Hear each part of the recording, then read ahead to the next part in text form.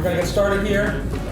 Just to recap for the camera that's filming us this week, this is our regular reading circle where once a week a bunch of the younger editors get together over lunch and we talk about some comic that's just come out, trying to analyze it, hopefully get a little better at doing what it is that we do.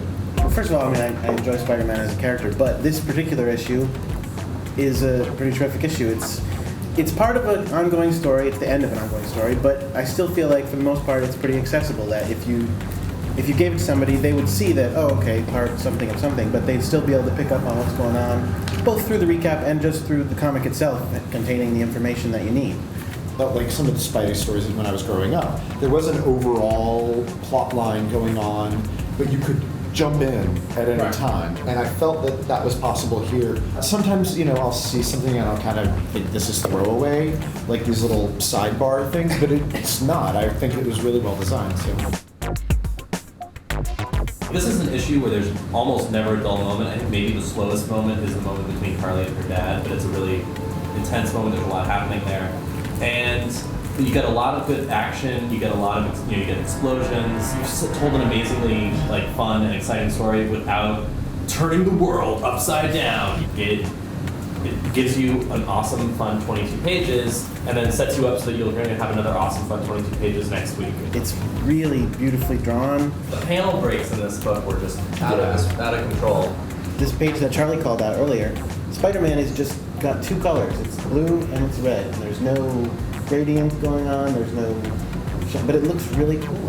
I think it's just because it's such a huge expanse of absolutely flat blue sky that it almost seemed too graphic to me, and it wouldn't have to be like a huge, overblown airbrush photo rendered sky or anything.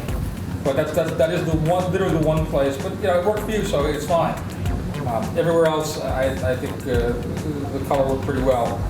It's funny though, because you turn this page and you feel almost like you could be looking at a reprint from 20, 30 years ago until you see the cell phone ringing in his pocket. That's the most, that's the only part of this page that dates the scene, is that they're talking on cell phones. And I actually couldn't even really tell, I know it says when the different artists switch, but this last panel here with Harley, that's just some amazing storytelling on the artist's part. And it's fun, having worked on a book where it comes out more than once a month myself, I know sometimes you have to split artists and do all this kind of stuff, and this I thought was seamless. Is it even worth doing these letter columns? I think people like it.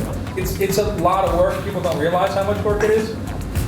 Your voice comes to the fore, and the people that write in feel like they're part of the group. We certainly get more letters on Spidey at this point than we do on just about anything else, and that's part and parcel of the fact that we have a letters page. People know there's a spot where they could be in print. All right, folks. Thank you very much. Thank you. Reading circle.